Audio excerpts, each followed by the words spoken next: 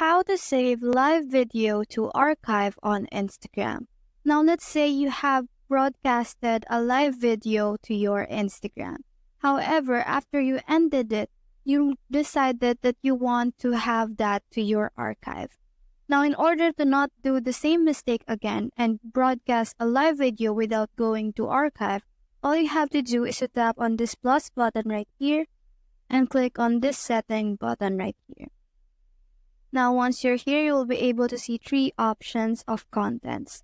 You just have to tap on live right here and make sure that this section right here is toggled on so that the live that you have broadcasted will be automatically saved to your archive and you can always go back to it whenever you want to. And that will remain to your archive for 30 days. So that's how to save live video to archive on Instagram. Hope we help.